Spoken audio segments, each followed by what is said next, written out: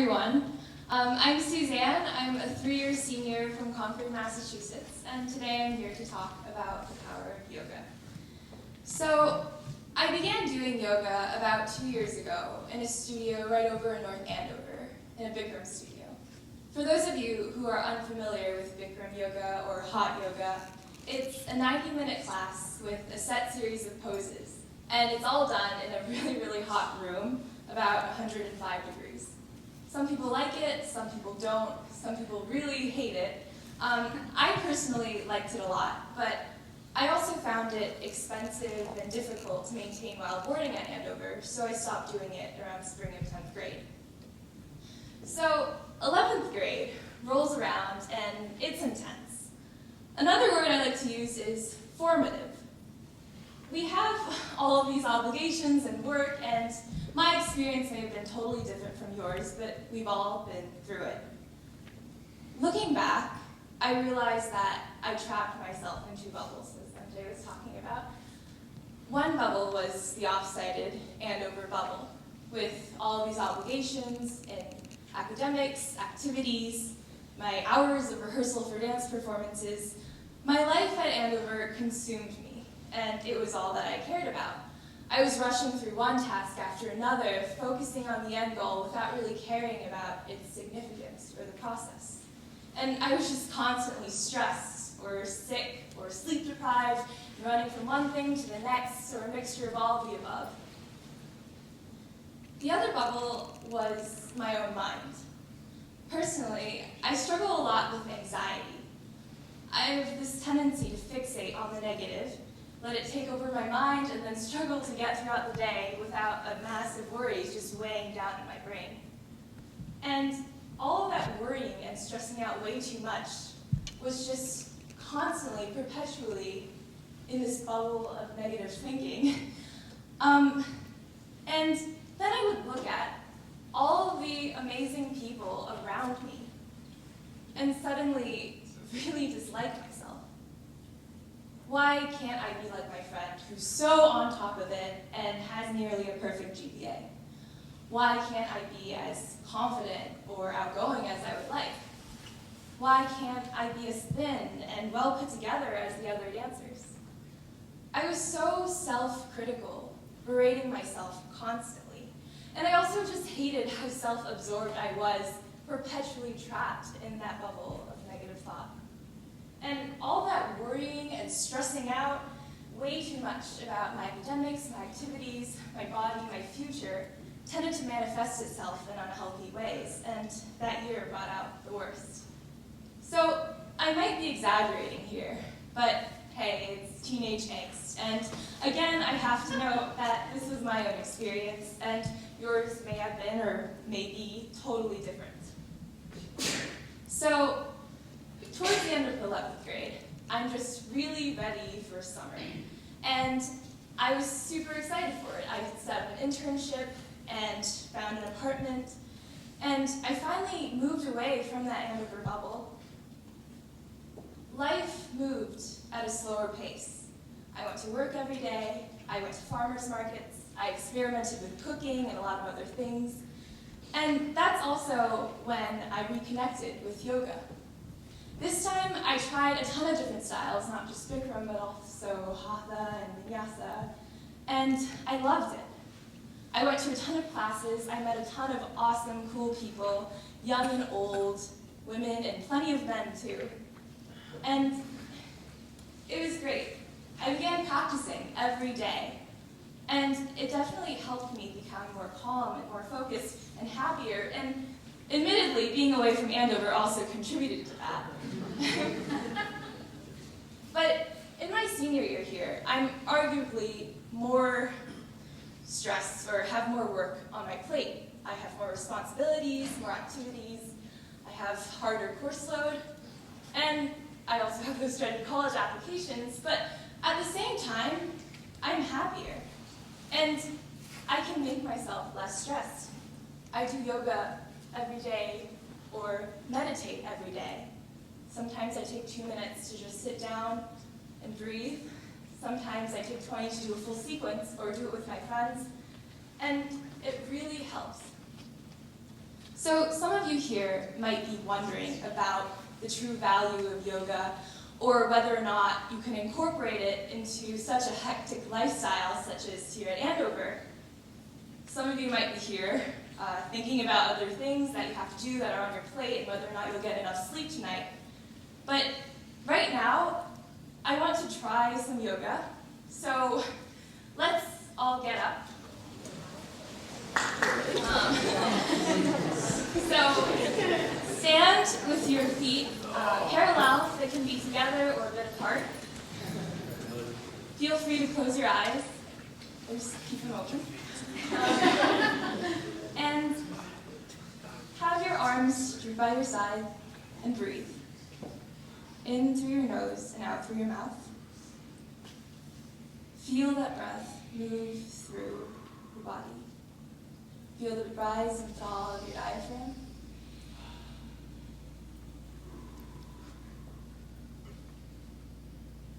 On the next exhale, bring your arms to your chest, in front of your chest. Use this time to focus. Other thoughts might be creeping into your head, but just slowly let them go and breathe. Feel your feet planted on the ground.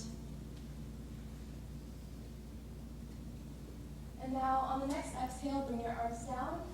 Inhale and scoop them up.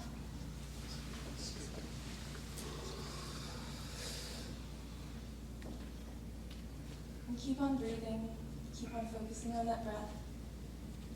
Feel the crown of your head lifted up, your shoulders back, your chest up.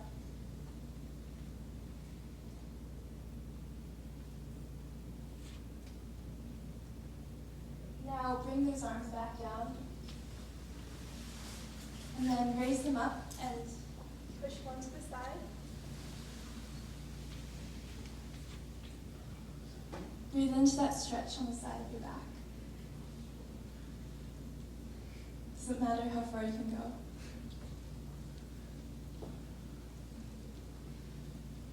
And then go to the other side.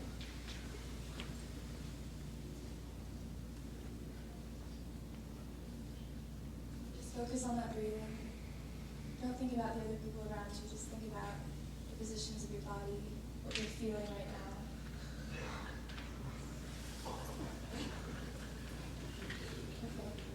And then bring your arms down, and then raise them up and arch back. You don't have to go that far. And keep on maintaining that breath.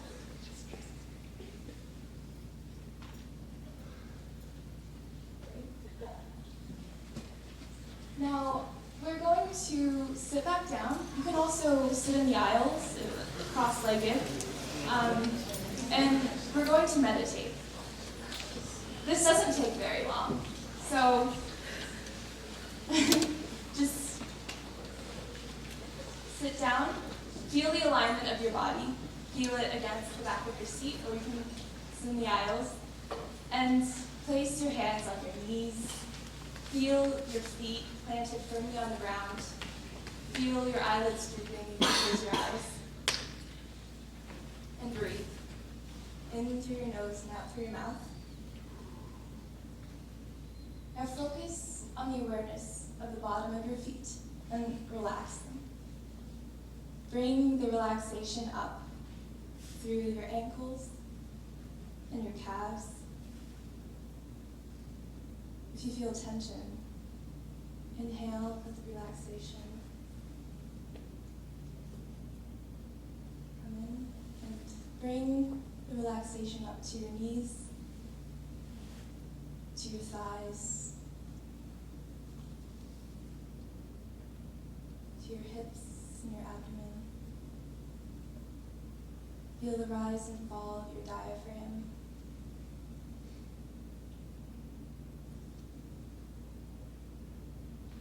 Now relax your ribs and your chest and your shoulders. Now feel that relaxation move down your upper arms, your elbows, your lower arms and your wrists. Feel that awareness in the palm of your hands, in the back of your hands, to your fingertips. And keep breathing.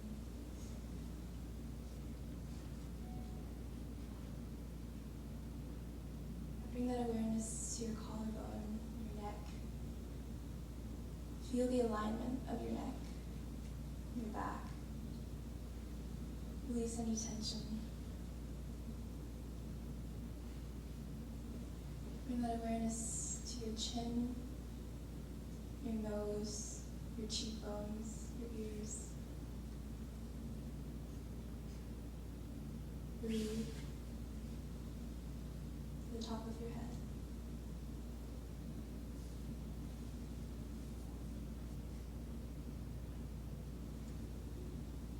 Hopefully your body's in a state of relaxation right now. And feel any tension in your body and let it go with your inhales and exhales. Inhale and relax your muscles. Exhale and release any tension.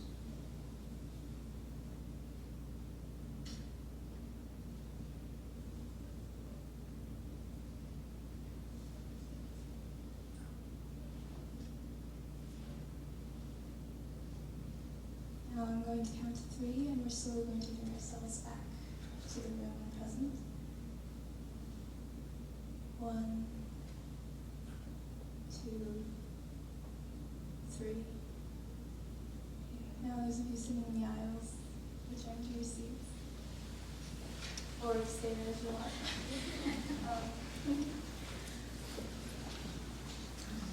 So that was pretty short, but hopefully you guys feel different.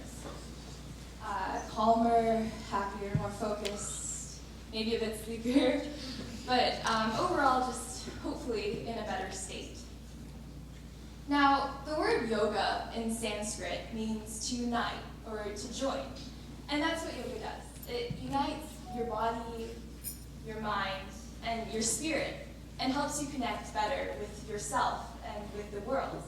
And there's a ton of physical benefits of yoga as well. It can help with neck or back pain, insomnia, with anxiety and depression, and also help with flexibility or strength in other sports. And yoga is not really a cure-all, but it can definitely be a source of energy and strength and peace. Personally, I like how yoga is a personal journey.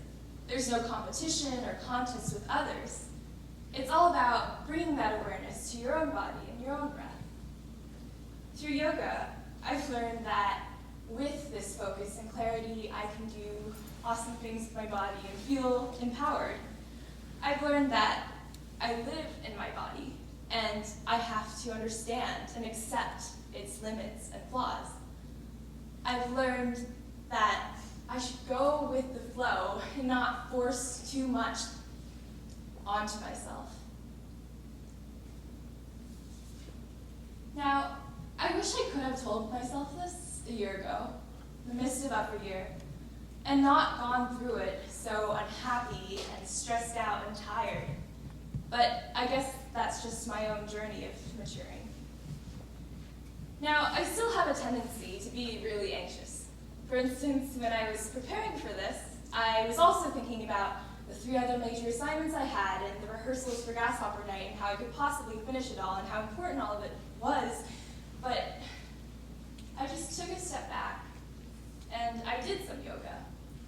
I let myself refocus and I became more calm and I was able to get it done. And here, we tend to live life at a high speed, never stopping for ourselves for fear of falling behind or feeling inadequate. And I know this is a tall order, but I want to ask all of you to just take some time, maybe even just 2 minutes, and take a step back. Slow down. Pause and quiet your mind. Thank you.